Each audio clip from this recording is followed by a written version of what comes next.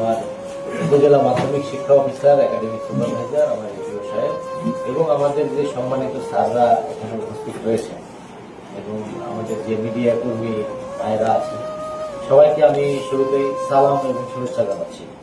আসসালামু আলাইকুম।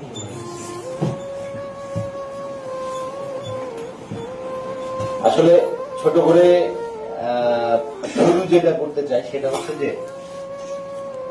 ছুটির দিনে আমাকে যখন প্রস্তাব করে, আমি তখন আমাকে সাহিত্য বলি, দেখেন অফিসার্স ক্লাবের ওরা বলেছিল যে স্যার আপনি চলে যাচ্ছেন, আমরা একটা বিদায় দিতে চাই।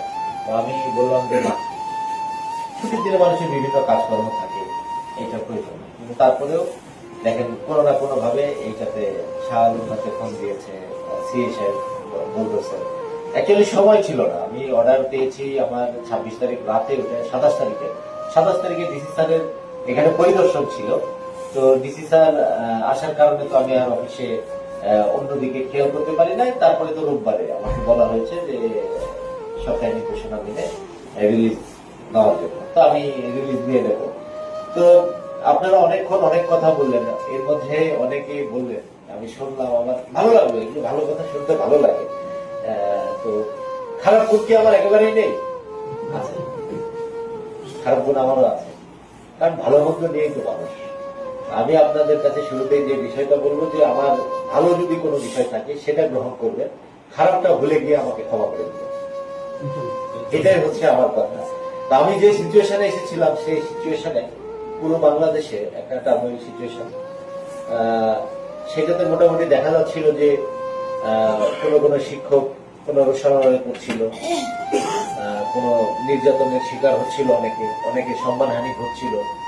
তো জনগণকে সচেতন করার জন্য আমাদের মূল উদ্দেশ্য ছিল প্রথম যেটা, তো সেই উদ্দেশ্য সাধন করতে আমি কার্যক্রম গ্রহণ করি।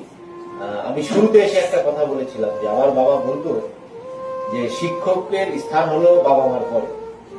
আমি সেটা আজীবন বিশ্বাস করে আসছি। তো স্যাররা আজকে আপনাদেরকে আমি বলছি যে আপনারা যাদের শিক্ষক, আমিও হয়তো আপনাদের মতো কোনো এক শিক্ষকের কাছে পড়াশোনা করেই পর্যায়ে এসেছি।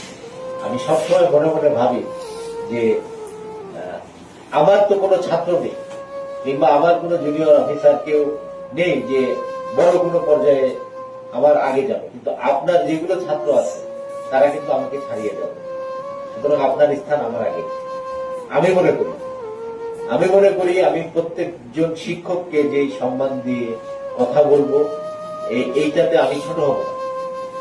আমার শিক্ষক, আমার স্যার, আমার যে স্যাররা আছেন, আমি যাদের কাছে অঙ্ক শিখেছি, বাংলা শিখেছি, আমাদেরকে গ্রামার পড়িয়েছে, সেই স্যাররা এখনো আমাকে ফোন করে এবং এখনো আমি তাদেরকে স্যার বলে অ্যাড্রেস করি। আপনাদেরকেও তো স্যার বলি মাঝে মাঝে, এবং অধিকাংশ সময় যদি স্যার জিনিসটা হচ্ছে আক্ষরিক অর্থে তো জনাব। আমরা কিন্তু এই যে যেমন ইংরেজিতে ইউ কথা আছে, ইউ বলতে তারা সব সামগ্রিক বোঝায়। আমরা ইউকে ভাগ করেছি তুমি, আপনি, তোমরা, তুই। এখন এইটার মধ্যে আবার আমরা সম্মান হানিও ঘটাই, যে তুই বললে একটু কাছের হইলে তুই বলে, আর না হয় দূরের হইলে তুই যদি বলে তাহলে তো ধরেন একটু কষ্ট হয়। তো আপনাদের সাথে আমার এই দীর্ঘ 1 বছর, আমাকে শাহ আলম সাহেব বলেছে 2 মাস, তো 2 মাস নয়, 1 বছর 2 মাস 13 দিন, মানে আগামীকাল হইলে 13 দিন। এই 13 দিনে আমি চেষ্টা করেছি যে অনেক ছাত্ররা আসতো, অনেকে আসতো যে অমুক শিক্ষককে বরখাস্ত করে অমুক শিক্ষককে ঢুকতে দেবো না, এই করবো না। আমি এটা মানতে পারি। শিক্ষকের জায়গাতে থাকবে।